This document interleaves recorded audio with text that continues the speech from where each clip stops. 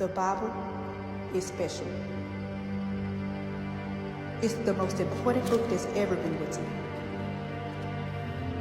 And in these times, we really need the Word. Spiritual warfare is real. Demons are attacking. But the Word of God is a sword. It slices through every force of darkness. But it lightens your pathway to heaven. The Word has keys to the kingdom, promises to your destiny, and it's the guide to your future. The Word can meet any need and strengthen your mind. This isn't just a book. It's the roadmap from earth to heaven. So it's time to get in your Word.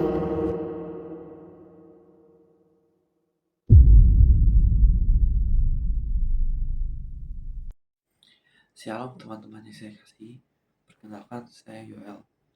Saya sangat bersyukur pada hari ini karena saya bisa melakukan khotbah untuk teman-teman sekalian. Saya diberi kepercayaan oleh Bisari selaku guru agama saya untuk membawakan tema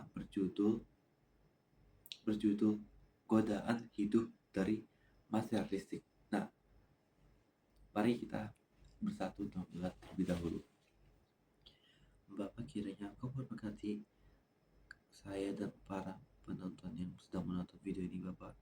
Kiranya saya bisa memberikan ilmu yang bermanfaat bagi mereka, ya Bapak. Berkati juga Bapak khotbah yang saya sampaikan pada hari ini, Bapak, supaya jadi manfaat bagi mereka semua dan tujuan hidup bagi mereka semua, ya Tuhan. Kiranya Engkau membantuku dari awal pertengahan sampai akhir pembicaraan ini, Bapak. Dalam nama Tuhan Yesus kami berdoa dan bersyukur kepadamu. Haleluya. Amin. Nah, teman-teman, mari kita langsung mulai aja ke materi pertama. Ya, remaja-remaja zaman sekarang itu sangat mudah dipengaruhi oleh duniawi, termasuk dalam internet, media sosial, dan lain-lain. Terus kita juga hal ini membuat kita tuh remaja-remaja sekarang tuh merasa sangat kurang banget, kayak kurang keren, kurang sukses, kurang kaya, kurang ganteng, dan kurang segala macam seperti kayak misalnya saya mau beli iPhone 17 tapi besoknya keluar 18 iPhone 18 terbaru, terus baru sekarang saya puas, tapi di dalam waktu saya udah nggak post lagi. Nah, itu teman-teman, ini tuh cuma bersifat sementara doang ya. Itu tuh nggak memungkinkan kita tuh menjamin kepuasan yang lama banget. Nah, teman-teman yang saya kasih pertama-tama, tanpa kalian sadari tuh hati kita itu mulai ditarik, bukan ditarik oleh Tuhan, melainkan ditarik semakin dalam oleh duniawi. Nah, mari kita buka dalam Lukas 12 ayat 15.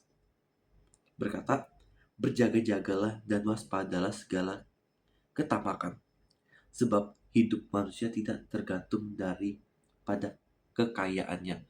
Maksud ayat ini apa sih, teman-teman? Nah, tidak tergantung, ayat ini bermaksud untuk memperingatkan kita tentang bukan bahaya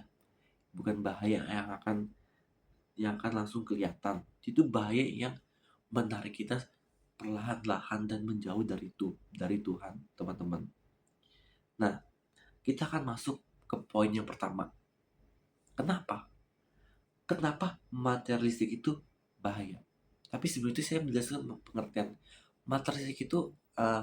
Seharusnya pengertian ini dibagi jadi dua, hedonistik sama materialistik. Hedonistik itu bagaimana cara duniawi mempengaruhi gaya hidup kita, sedangkan materialistik itu bagaimana cara duniawi mengaruhi benda-benda kita seperti uang segala macam dan pakaian segala macam kita perlukan pada kebutuhan kita sehari-hari. Nah, Kenapa materialistik itu bahaya, teman-teman? Dunia itu selalu berkata begini, teman-teman. Mungkin kalian tuh udah pernah dengar perumpamaan ini, yaitu nilai dirimu ditentukan oleh apa yang kamu punya. Bisa jadi nilai diri saya ini dinilai dari apa yang saya punya. Contohnya saya punya hoodie ini, saya punya hoodie, sedangkan teman-teman saya nggak punya. Nah, saya merasa kalau harga diri mereka itu di bawah saya, karena mereka tuh nggak punya hoodie, sedangkan saya punya. Saya merasa harga diri saya tuh lebih tinggi daripada mereka yang nggak punya punya hoodie, teman-teman. Nah, terus terus dalam 1 Samuel 16 ayat 7, Yesus berkata, manusia melihat apa yang ada di depan mata, tetapi Tuhan melihat dalam hati. Maksudnya apa sih? Dunia itu dunia itu hanya melihat kita tuh dari penampilannya saja. Tetapi, nah terus dunia itu hanya melihat apa yang ada di tangan kita. Tapi Tuhan berbeda, teman-teman. Tuhan melihat karakteristik kita. Tuhan melihat apa yang ada di hati kita, bukan apa yang ada di tangan kita. Terus saya akan lanjutkan ke poin yang berikutnya. Maaf ya, saya bukan bikin di buku tapi di kertas. Kita lanjutkan lagi ya. Materialistik itu bahaya, teman-teman. Bahaya, teman-teman. Mengapa? Karena remaja-remaja sekarang tuh sangat mudah dipengaruhi. Bisa disebut itu remaja itu FOMO atau segala macamnya ya. Nah, masa itu membiarkan kita terus-menerus merasa kekurangan yang saya katakan tadi. Remaja sekarang tuh semakin kurang, kita harus kurang pede, kurang ganteng, kurang kaya dan kurang segala macam, dan membuat kita tuh halnya kurang terus menerus. Kita udah memenuhi kebutuhan kita, tapi kita merasa kurang. Apa sih yang harus kita puaskan? Kita tuh juga hanya menerima kesenangan sebentar doang, bukan selama-lamanya kita merasa senang. Nah, akan terjawab dalam Matius 6 ayat 24 yang berisi, seseorang tidak dapat melayani dua tuan sekaligus, yaitu Allah dan Mammon. Mammon itu apa sih? Nah, Mammon itu berarti kekayaan. Jika kita sudah mengabdi kepada Allah kita, yaitu Tuhan Tritunggal, maka kita tidak boleh mengabdi kepada tuan yang lain, yaitu kekayaan. Dan juga berkata sebaliknya, kalau kita udah mengabdi pada kekayaan, kita nggak boleh mengabdi kepada Allah kita. Itu yang dikatakan dalam Matius 6 ayat 24. Maaf jika ada kesalahan. Nah, saya ada pertanyaan nih buat kita semua nih. Hati kita ini ada di mana sih? Di Tuhan atau di duniawi? Atau malah nyangkut di barang-barang yang ada di dunia? Apa hati kita itu menyangkut dalam HP, laptop, PC, dan lain segala macamnya? Bukan pada Alkitab, pengajaran firman Tuhan pada kita semua, bukan. Maka itu kita masuk ke poin kedua, yaitu yang sering kita hadapi di masa-masa sekarang. Nah, apa sih poin kedua itu? Poin kedua itu adalah godaan. Teman-teman, kita itu bisa rajin ibadah, kita rajin pelayanan, tetapi kita tuh gak memungkinkan kalau kita tuh bisa lolos dari dosa materialistik. Ada yang tergoda karena ingin dianggap teman, pengen dia anggap keren sama temen. Ada yang merasa harus bergaya supaya nggak ketinggalan tren-tren zaman lain. Kayak misalnya kita balik ke saya punya tas ini. Misalnya saya baru beli tas ini kan, saya anggap aja ini tas kayak burik gitu, teman-teman. Sedangkan teman-teman saya yang lain itu punya tas yang lebih bagus dari saya, dan saya tuh merasa kalau diri saya tuh kurang percaya diri gitu, teman-teman. Kurang puji pada teman saya tuh. Saya memutuskan untuk beli tas baru lagi supaya bisa dianggap dianggap keren sama teman-teman saya, diakuin lah intinya.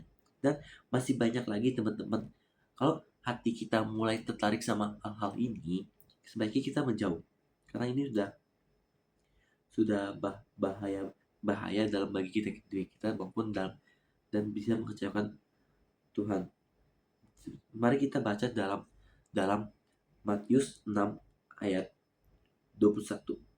Di mana hartamu berada, di situ juga hatimu berada.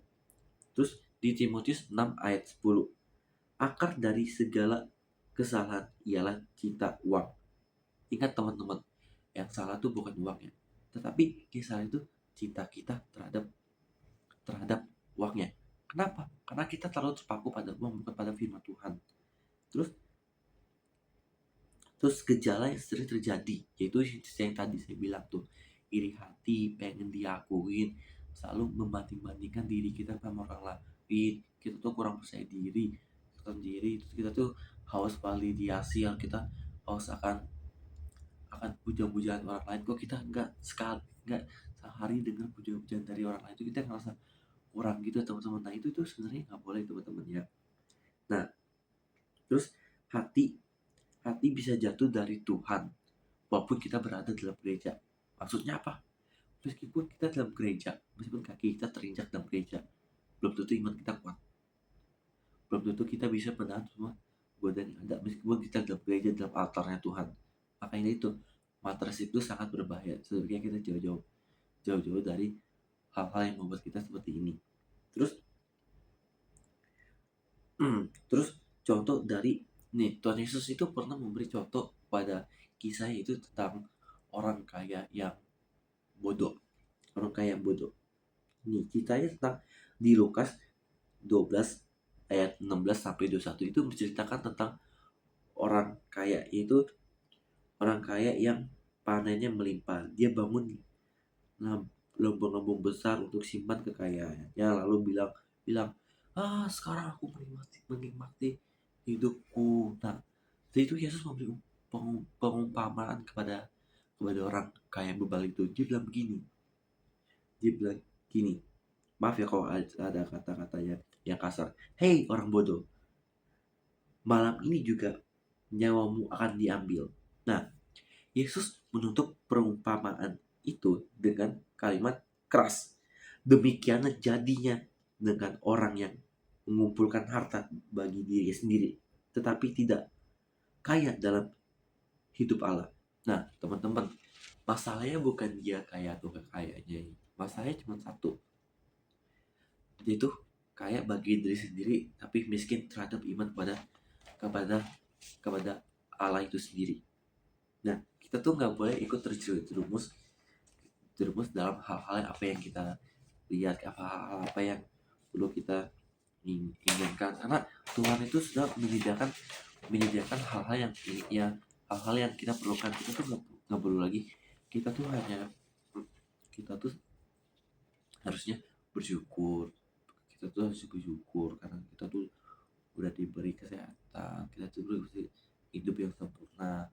Kita seharusnya udah merasa puas sampai situ, bukan karena kita puas karena barang, tapi kita puas dalam nama Tuhan Yesus Kristus. Nah, mari kita lanjut.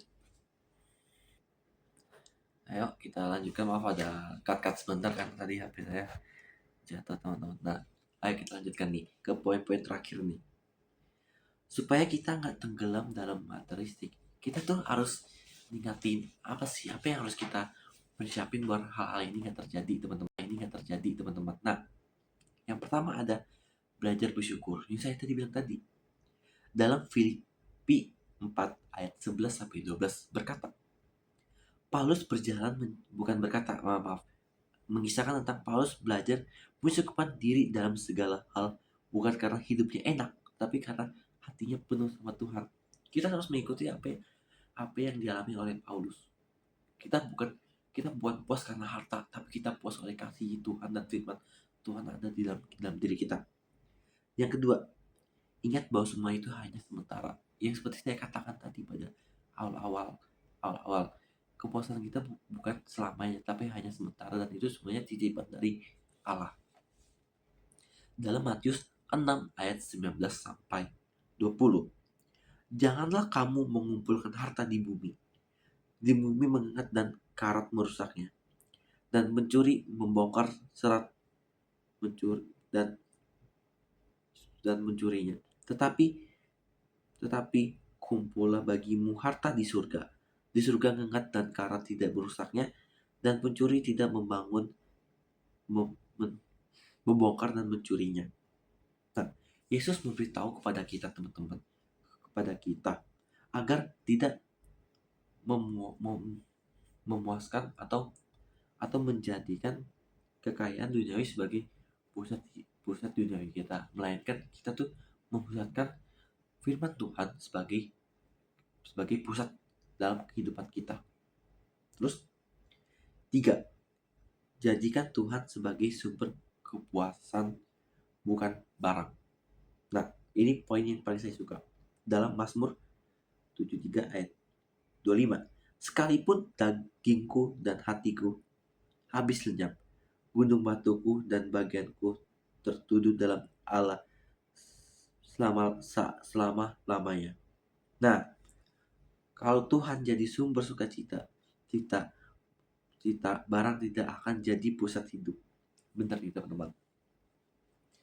Tuhan itu sebagai sumber kekuatan kita. Tuhan itu sebagai sumber alasan untuk kita hidup. Kita hidup untuk melayani Tuhan. Karena itu adalah kewajiban kita, bukan keinginan kita. Sama seperti Tuhan akan lakukan. Seperti yang berkata tadi, kalau Tuhan jadi sumber sukacita, barang tidak akan jadi pusat hidup. Nah, kita harus lakuin ini. Jadikan Tuhan itu sebagai sumber sukacita kita, bukan barang sebagai sumber sukacita kita. Nah, hal ini membuat diri jemaat remaja zaman sekarang merasa kurang mampu, kurang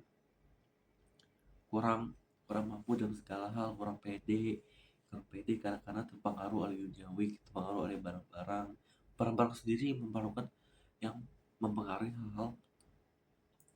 hal-hal negatif pada diri kita sendiri maupun dalam Tuhan. Nah, terus yang poin terakhir, yang keempat, belajar memberi. Nah, teman-teman, dalam Amsal 11 ayat 25 berkata, siapa memberi berkat, maka akan diberi kelimpahan. Dan dalam Kisah Para Rasul 20 ayat 35, memberi mematahkan kuasa memperluas. Memberi menyatakan kita bahwa harta itu titipan, bukan tujuan. Amin, teman-teman. Nah, sebelum saya menutup ini, saya akan memberikan kesimpulannya agar lebih jelas lagi. Materialistik itu hanya titipan bagi Tuhan untuk kita.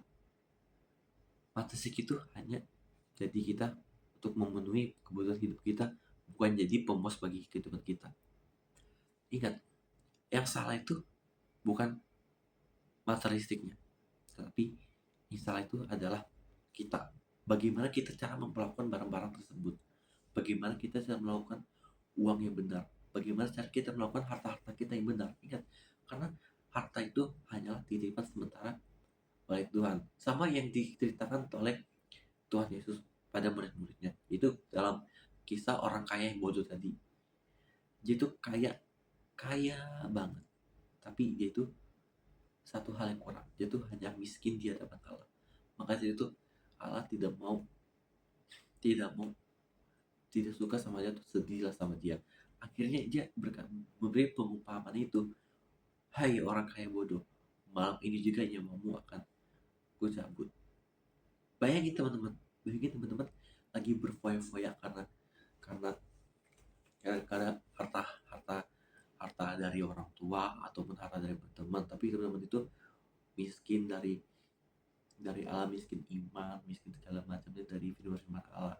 Terus Tuhan nyamperin teman-teman bilang gini, malam ini juga nyawamu akan segera kucabut. Kiranya engkau kaya di hadapanku, bukan bagi dirimu sendiri.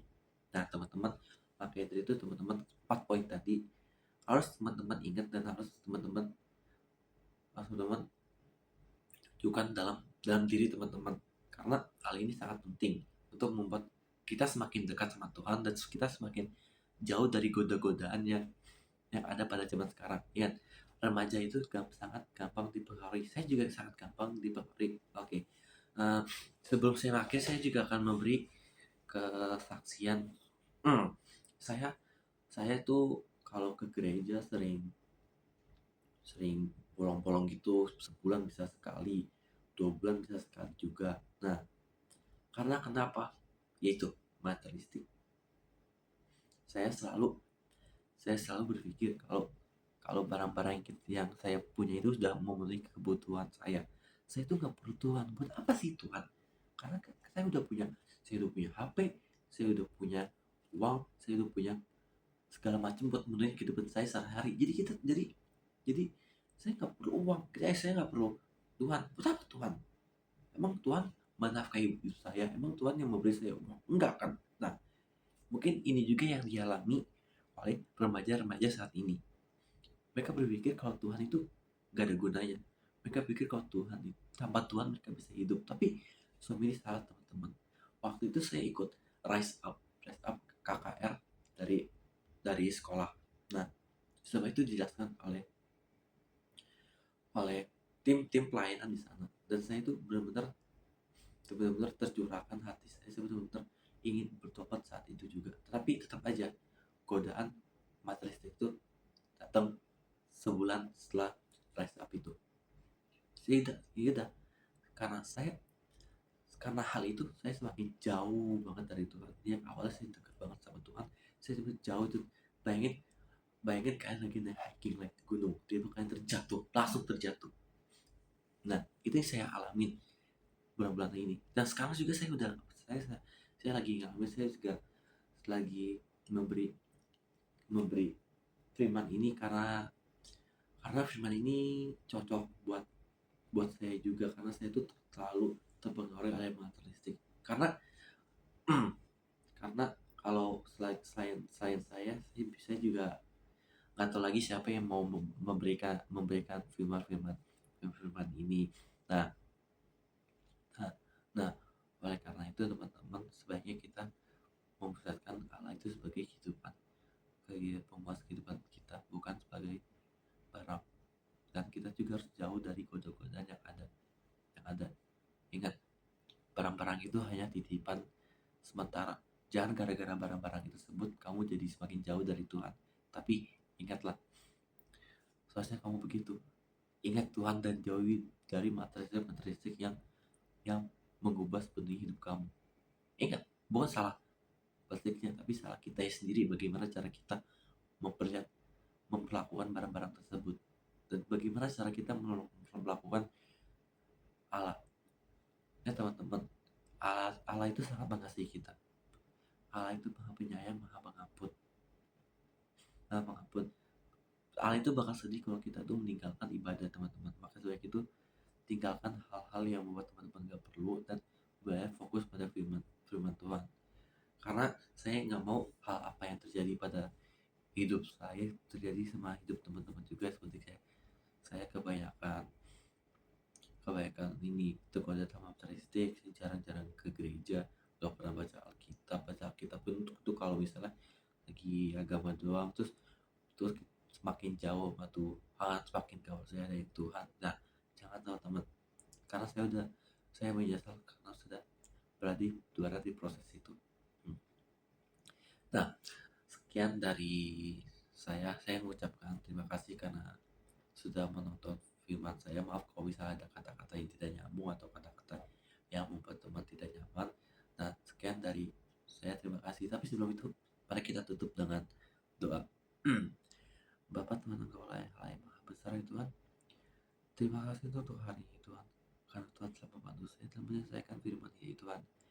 Kiranya apa yang saya sampaikan kepada teman-teman sekalian bisa jadi berkat dalam hidup mereka Tuhan. Meskipun saya masih ngomongnya acak-acakan, masih ngomong belibet-belibetan, kiranya Kau bisa memperbaiki ini kemudian hari Tuhan. Kiranya jadikan saya sebagai peneliti ilmu bagi mereka itu. Jadikan saya sebagai penghubung mereka dari Allah Tuhan ya Bapak. Kiranya Engkau memberkati setiap kami Bapak yang sedang mendengarkan firman-Mu pada hari ini Bapak. Kami mengucap syukur kepadamu. Haleluya. Amin. Terima kasih teman-teman. Trust in the Lord with all your heart, and lean not on your own understanding. In all your ways submit to him, and he will make your paths straight. The Lord is my strength and my shield. My heart trusts in him, and he helps me. My heart leaps for joy, and with my song I praise him. But blessed is the one who trusts in the Lord, whose confidence is in him.